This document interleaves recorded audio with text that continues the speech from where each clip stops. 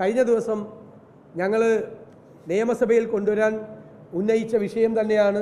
വളരെ പ്രധാനപ്പെട്ട വിഷയമാണ് ടി.പി. ചന്ദ്രശേഖരൻ കൊലക്കേസിലെ പ്രതികളെ വിട്ടയക്കാൻ, ശിക്ഷ ഇളവ് നൽകി വിട്ടയക്കാൻ വേണ്ടിയിട്ടുള്ള തീരുമാനം. അന്ന് സർക്കാരിന് വേണ്ടി സ്പീക്കറാണ് മറുപടി പറഞ്ഞത്. അതിൽ അനൗചിത്യം ഞങ്ങൾ ചൂണ്ടിക്കാണിച്ചു.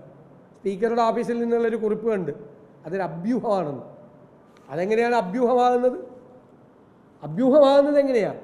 13/6/2024 കണ്ണൂരിലെ jail superintendent Kannur city police കമ്മീഷണർക്ക് അയച്ച കത്താണ്.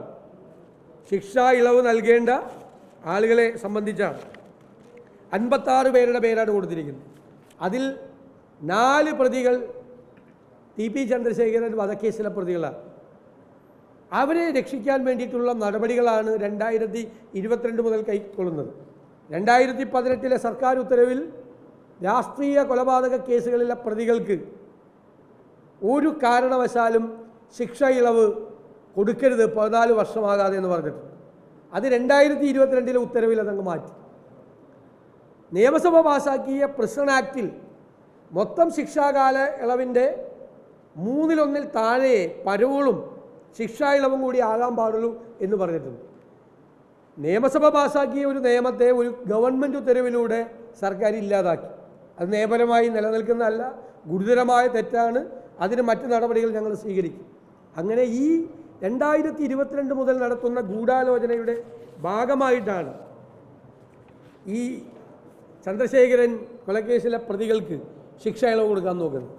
അഭ്യൂഹമാണെങ്കിൽ എന്തിനാണ് പോലീസ് 21/6 വൈകുന്നേരം ഫോണിൽ ബന്ധപ്പെട്ട് കെ രമയുടെ മൊഴിയെടുത്തത്? Chokli police, K Muhammad Shafi Chokli police സ്റ്റേഷനിലെ അതിർത്തിയിലെ പ്രതിയാണ്. 22/6 പാലൂർ പോലീസ് നേരിട്ട് MLA ഓഫീസിൽ നേരിട്ടെത്തി കെ രമയുടെ മൊഴിയെടുത്തു. ഇന്നലെ സ്പീക്കർ ഇത് അഭ്യൂഹമാണെന്ന് പറയുക, സർക്കാർ ഇങ്ങനൊരു സംഭവം ഇല്ല എന്ന് പറയുക. എന്നിട്ട് ഇന്നലെ സന്ധ്യയിൽ ട്രൗസർ മനോജൻ എന്ന പ്രതിയുടെ പോലീസ് സ്റ്റേഷൻ അതിർത്തി കൊളവല്ലൂർ പോലീസ് ഇന്നലെ സന്ധ്യയ്ക്ക് കെ രമയുടെ മൊഴിയെടുക്കുക. ഇത് എന്താണ് ഇവിടെ നടക്കുന്നത്? എന്നിട്ട് മന്ത്രി എന്താ പറഞ്ഞത്? 3/6 അഡീഷണൽ ചീഫ് സെക്രട്ടറി ഹോം ഉത്തരവിറക്കിയിട്ടുണ്ട്. ഇത് തെറ്റാണ്, തെറ്റായ നടപടിയാണ്, നടപടിക്രമം പാടില്ല. ഹോം സെക്രട്ടറി എന്ന് പറഞ്ഞാൽ ആരാ? സംസ്ഥാനത്തെ DGPയുടെ മീതെയുള്ള ആളാണ്. ആ ഹോം സെക്രട്ടറി ഒരു ഉത്തരവ് ഈ മാസം 3/6 ഇറക്കിയിട്ട് പിന്നെ എന്തിനാണ് 21/6 22/6 ഇന്നലെ 26/6 ഈ പോലീസ് ഇവരുടെ മൊഴിയെടുക്കാൻ നടക്കുന്നത്? അതിനേക്കാൾ വലിയ ആളുകൾ ആരെങ്കിലും ഉണ്ടോ ഈ ആഭ്യന്തര വകുപ്പിൽ? പിന്നെയുള്ള മുഖ്യമന്ത്രിയാണ് ആഭ്യന്തര വകുപ്പിൻ്റെ ചുമതലയുള്ളത്. അപ്പോൾ ആഭ്യന്തര സെക്രട്ടറി ഇറക്കിയ ഉത്തരവിനെ പോലും കാറ്റിൽ പറത്തിക്കൊണ്ട് പോലീസ് കെ രമയുടെ മൊഴിയെടുത്തെങ്കിൽ അതിൻ്റെ പുറകിൽ പ്രവർത്തിച്ചതാരാ? മുഖ്യമന്ത്രിയുടെ ഓഫീസിലെ ഉപജാപക സംഘമാണോ? CPM നേതാക്കളാണോ? ആരാ? ഹോം സെക്രട്ടറിക്ക് മീതെ പറക്കുന്ന പരുന്തേതാ? ഏത് പരുന്താ പറക്കുന്നത് ഹോം സെക്രട്ടറിക്ക് മീതെ? ഇത് മന്ത്രി തന്നാണ് 3/6 ഞങ്ങൾ കണ്ടിട്ടില്ല. 3/6 ഇങ്ങനെ ഹോം സെക്രട്ടറി ഉത്തരവിറക്കിയിട്ടുണ്ടെന്ന്.